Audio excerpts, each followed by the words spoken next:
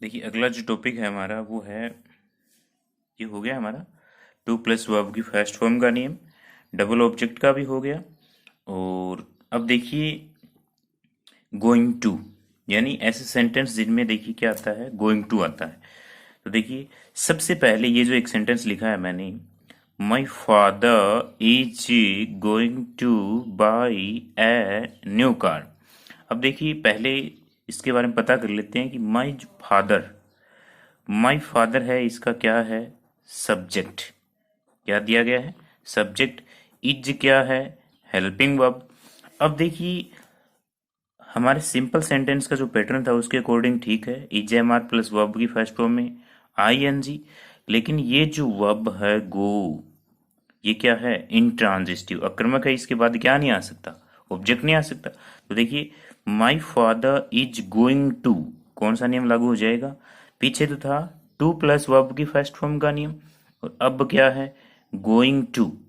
अब देखिए ऐसे सेंटेंस जिसमें गोइंग टू आता है, तो ये हमारा कौन सा नियम हो गया, गोइंग टू। अब उसके बाद क्या है, वर्ब की फर्स्ट फॉर्म, और उसके बाद क्या दिया गया है, ऑब्जेक्ट।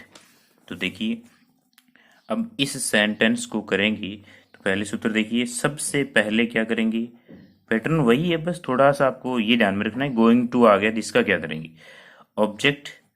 ऑब्जेक्ट के बाद में क्या लगाएंगे, हेल्पिंग वर्ब। अब हेल्पिंग वर्ब लगाने के बाद क्या लगाएंगे, जो सेंटेंस के अंदर दिया गया है गोइंग टू, क्या लगा देंगे, गोइंग टू। उसके बाद प्लस बी आ जाएगा, उसके बाद वर्ब की थर्ड फॉर्म, उसके बाद बाई जैसा सिंपल सेंटेंस में करते हैं, उसके बाद सब्जेक्ट, और यदि सेंटेंस के अंदर रिमेनिंग पार्ट है तो रिमेनिंग पार्ट लगा देते हैं। अब देखिए इस सेंटेंस को करेंगे तो सबसे पहले देखिए इसका ऑब्जेक्ट क्या दिया गया है, ए न्यू कार, सिंगुलर है, इसलिए क्या लगा देंगे, is. A new car is, देखिए सूत्र में गोइंग टू, अब क्या लगा देंगे, बी। अब देखिए गोइंग टू तो आ गया, इसमें सहायक क्रिया आएगी, इधर मैन वर्ब क्या बची है, बाई, इसकी थर्ड फॉर्म बॉट। इसके बाद क्या करेंगे, बाई का प्रयोग, और सब्जेक्ट क्या है, माई फादर, तो क्या कर देंगे, by my father. Remaining part इसमें है नहीं, तो इस प्रकार से ये हमें चेंजमेंट करना है। एक बार फिर से देख ली, ऐसे सेंटेंस जिनमें क्या दिया हुआ होता है, गोइंग टू, क्या दिया होता है, गोइंग टू। तो ऐसे सेंटेंस को हम करेंगे तो हेल्पिंग वर्ब के बाद में गोइंग टू लगाकर बी लगा देंगे, जैसे टू प्लस वर्ब की फर्स्ट फॉर्म कर रहे थे। इस सेंटेंस को हम उस नियम के अकॉर्डिंग नहीं कर सकते, सिंपल सेंटेंस की। ये जो वर्ब दी गई है वो इंट्रांजिटिव है, इसके बाद ऑब्जेक्ट नहीं आ सकता, अकर्मक क्रिया है। देखिए उसके बाद मैन वर्ब की फर्स्ट फॉर्म और ऑब्जेक्ट। अब सूत्र के अकॉर्डिंग इस जो स्ट्रक्चर मैंने लिखा है इसको देखिए, सबसे पहले क्या लगाएंगे, ऑब्जेक्ट, उसके बाद हेल्पिंग वर्ब, उसके बाद गोइंग टू, जो सेंटेंस में दिया गया है वैसा का वैसा रख देंगे, उसके बाद क्या लगा देंगे, बी, मैन वर्ब की कौन सी फॉर्म, थर्ड फॉर्म, उसके बाद बाई का प्रयोग, और जैसा सिंपल सेंटेंस में करते हैं बाई के बाद सब्जेक्ट, और इसके बाद यदि रिमेनिंग पार्ट है तो उसको लगा देते हैं। तो ये हो गया हमारा गोइंग टू का सेंटेंस। ये सेंटेंस इस प्रकार के हैं जिसमें टू के बाद बी लगाना होता है। अब देखिए सेंटेंस नंबर 2 मैंने लिखा है, Naresh is going to teach English. तो इसके बारे में पता कर लेते हैं पहले। सबसे पहले क्या दिया गया है, सब्जेक्ट, इसके बाद में क्या है, हेल्पिंग वर्ब। मैन वर्ब तो है लेकिन गोइंग टू का नियम अपनाना पड़ेगा, क्योंकि ये जो वर्ब है इंट्रांजिटिव है, तो ये हो गया हमारा गोइंग टू का नियम। इसके बाद क्या दी गई है, मैन वर्ब, और इसके बाद में क्या दिया गया है, ऑब्जेक्ट। नहीं तो हम देखो गलती कैसे करेंगे, ये सब्जेक्ट, ये helping verb, going main verb, to teach object, English remaining part, यानी बहुत अधिकतर बच्चे इस प्रकार से करेंगे तो ये गलत हो जाएगा। सिर्फ हमें ऐसे सेंटेंस में गोइंग टू का नियम अपनाना है। तो देखिए मेरे साथ में आप कीजिए, इसका ऑब्जेक्ट क्या है, इंग्लिश। अब देखिए सही क्रिया क्या आ जाएगी इसके अकॉर्डिंग, इज आ जाएगी। अब उसके बाद गोइंग टू का नियम है तो वही अपनाना है, गोइंग टू। अब क्या लगाना है, बी। अब क्या आ जाएगी, टीच की टॉट। अब क्या करना है, बाई का प्रयोग, और सब्जेक्ट क्या है, नरेश, तो बाई नरेश। इस प्रकार से हमें ये चेंजमेंट करना है। अब देखिए आपको ध्यान ये रखना है कि सहायक क्रिया की तुरंत बाद आपको गोइंग टू लगाना है, गोइंग टू के बाद बी। बस यही थोड़ा सा अलग नियम है, वैसे तो ये सिंपल सेंटेंस जैसे है। तो इस प्रकार से ये आपका कौन सा नियम हो गया, गोइंग टू का नियम। अब देखिए आगे देखिए, अगला जो नियम है हमारा वो ये है कि ऐसे सेंटेंस जिसमें आपको मैन वर्ब के बाद में प्रीपोजिशन, इससे पहले हमने पढ़ा है गोइंग टू का, इससे पहले टू प्लस वर्ब की फर्स्ट फॉर्म का, डबल ऑब्जेक्ट का और अनइम्पोर्टेड सब्जेक्ट के नियम पढ़े हैं। तो अब ऐसे सेंटेंस हैं जिनमें आपको मैन वर्ब के बाद में प्रीपोजिशन दिया गया है, उसका क्या करेंगे, सिंपल सी बात है। देखिए मैंने सेंटेंस लिखा है, the girls laughed at him. देखिए ये क्या है इस सेंटेंस का सब्जेक्ट, ये क्या होगी, मैन वर्ब। अब देखिए इसमें कौन सी सहायी क्रिया छुपी हुई, बताइए मुझे। ये सेकंड फॉर्म है इसीलिए कौन सी छुपी हुई इसमें, डिड। कौन सी सहायी क्रिया छुपी हुई है, डिड। एट क्या आ गया, प्रीपोजिशन। नहीं तो हमने जो पहले सेंटेंस किए उसी में किसी में प्रीपोजिशन नहीं आया, ऑब्जेक्ट से पहले। मैन वर्ब के बाद में क्या होता है, ऑब्जेक्ट, लेकिन इसमें क्या है, प्रीपोजिशन है मैन वर्ब के बाद में।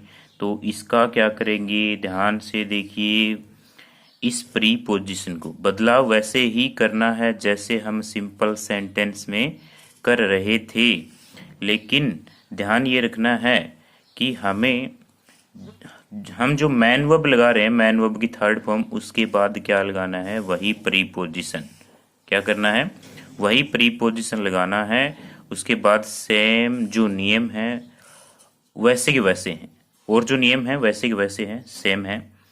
तो सबसे पहले क्या लगाएंगे, ऑब्जेक्ट। क्या लगाएंगे, ऑब्जेक्ट। उसके बाद क्या लगाएंगे, helping verb.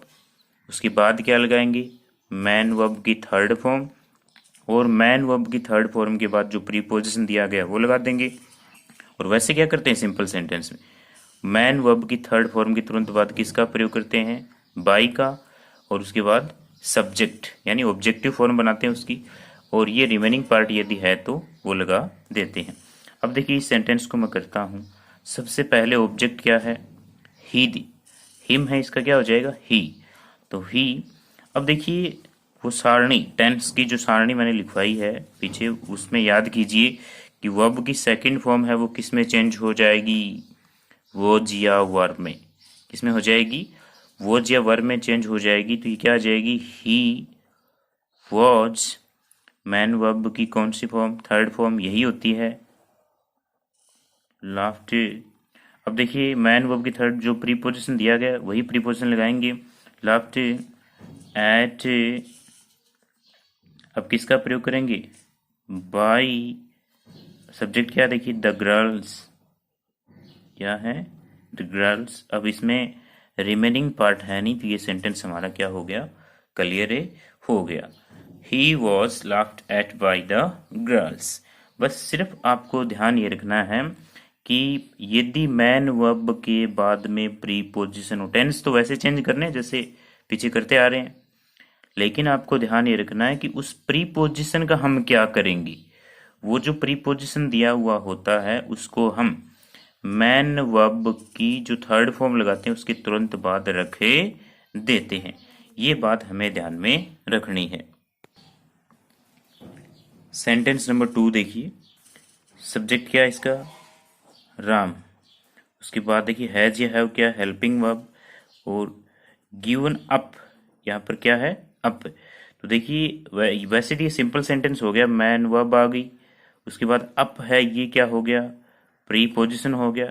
The bad company, ये क्या हो गया, इसका ऑब्जेक्ट हो गया है। तो देखिए अगर ये अप हटा देंगे यहाँ से तो ये सिंपल सेंटेंस बन जाता है। अब देखिए अप लगाते ये प्रीपोजिशन आ गया, अब इसका क्या करेंगे, तो देखिए वैसे ही उस नियम से बनाएंगे। तो ये इसका subject, helping verb, man verb, preposition, the bad company क्या हो गया इसका ऑब्जेक्ट। तो शुरुआत किससे करेंगे, द बैड कंपनी। अब देखिए हैज या हैव प्लस वर्ब की थर्ड फॉर्म, वैसे ही नियम अपनाने, हैज बीन या हैव बीन। तो the bad company has been, अब गिवन पहले से थर्ड फॉर्म दी गई है। अब देखिए जो प्रीपोजिशन दिया गया वर्ब की थर्ड फॉर्म के पास रखते, given up, the bad company has been given up हो गया प्रीपोजिशन। अब किसका प्रयोग करेंगे, बाई का, और उसके बाद सब्जेक्ट क्या है, बाई राम। तो इस प्रकार से ये हो गए हमारे कौन से, जिनमें मैन वर्ब के बाद में प्रीपोजिशन दिया हुआ होता है। तो प्यारे बच्चों नेक्स्ट जो टॉपिक है इसी का, यानी ऐसे सेंटेंस जिनकी शुरुआत किससे होती है, इट इज टाइम से। किससे होती है, इट इज टाइम से, यानी कि ऐसे सेंटेंस जिनके शुरू में आपको क्या दिया हुआ मिलता है, इट इज टाइम। तो देखिए ऐसे सेंटेंस के शुरू में आपको इट इज टाइम ही मिलेगा। सिंपल हमने पढ़े थे, उसके शुरू में ही सब्जेक्ट आ जाता है तो कोई दिक्कत नहीं होती है। अब देखिए ऐसे सेंटेंस हैं, प्रीपोजिशन के हमने पढ़ लिए, डबल ऑब्जेक्ट के हमने पढ़ लिए, अनइम्पोर्टेड सब्जेक्ट के हमने पढ़ लिए, टू प्लस वर्ब की फर्स्ट फॉर्म के हमने पढ़ लिए, गोइंग टू के हमने पढ़ लिए। अब देखिए ऐसे सेंटेंस जिनके शुरू में क्या होता है, इट इज टाइम, क्या होता है, इट इज टाइम। तो ऐसे सेंटेंस हैं, उसकी शुरुआत हम किससे करेंगे, पैसिव बनाते समय। पैसिव बनाते समय उनकी शुरुआत भी हम किससे करेंगे, इट इज टाइम से। बहुत ही इंपॉर्टेंट है। देखिए इट इज टाइम, उसकी शुरुआत भी किससे करेंगे, इट इज टाइम से। उसके बाद क्या लगा देंगे, फोर लगा देंगे। उसके बाद क्या लगाएंगे, ऑब्जेक्ट लगाएंगे। उसके बाद क्या लगा देंगे, टू लगाएंगे। उसके बाद क्या लगा देंगे, बी। और उसके बाद क्या लगा देंगे, वर्ब की थर्ड फॉर्म। तो देखिए आप ऐसे वाक्यों की शुरुआत हमें किससे करनी, इट इज टाइम से, यानी इनकी शुरुआत भी इट इज टाइम से, तो हमें शुरुआत भी किससे करनी, इट इज टाइम से। उसके बाद फोर लगा देंगे, उसके बाद सेंटेंस का जो ऑब्जेक्ट, उसके बाद टू, उसके बाद बी, और उसके बाद वर्ब की थर्ड फॉर्म। देखिए एक सेंटेंस लिखा है मैंने, इस वाक्य के शुरू में क्या है, इट इज टाइम। क्या दिया गया है, इट इज टाइम। अब टू, फिर टेक और लंच, ये ऑब्जेक्ट हो गया। वर्ब के बाद में क्या है, ऑब्जेक्ट। तो हमें देखिए इसको चेंज करते हैं पैसिव में, तो इसकी शुरुआत किससे करनी है, इट इज टाइम से। किससे करनी है, इट इज टाइम से। देख लीजिए सूत्र ऊपर लिखा हुआ इट इज टाइम। अब देखिए यहाँ पर क्या लगाना है, हमें फोर लगाना है। क्या लगाना है, four. It is time four, object देखिए क्या है, इस सेंटेंस का ऑब्जेक्ट क्या, लंच। तो it is time for lunch. अब देखिए ऑब्जेक्ट हो गया, क्या लगाना है, टू। टू के बाद में क्या आ जाएगा, बी। लास्ट में क्या करनी, वर्ब की थर्ड फॉर्म। तो देखिए वर्ब क्या है इसमें, टेक, टेक, टुक, टेकन। तो थर्ड फॉर्म क्या हो जाएगी, टेकन। तो देखिए इट इज टाइम से हमने इसकी शुरुआत की, और ऐसे वाक्यों के शुरू में भी आपको क्या दिया हुआ मिलेगा, इट इज टाइम। और शुरुआत भी हमें किससे करनी है, इट इज टाइम। उसके बाद देखिए हमें क्या लगाना है, फोर। और फोर के बाद में क्या लगाना है, ऑब्जेक्ट। ऑब्जेक्ट के बाद में सेंटेंस में टू दिया गया, वो लगा देंगे। टू के बाद क्या लगा देंगे, बी। और बी के बाद में हम क्या लगा देंगे, लास्ट में वर्ब की थर्ड फॉर्म। क्या लगा देंगे, वर्ब की थर्ड फॉर्म। तो इस प्रकार से हमें ये चेंजे करने हैं। तो प्यारे बच्चों ये था हमारा यहाँ तक का नियम पैसिव का, कि हमने अलग अलग प्रकार के सेंटेंस पढ़े हैं, और आगे के जो सेंटेंस हैं वो नेक्स्ट वीडियो में मैं आपको बताऊंगा। धन्यवाद।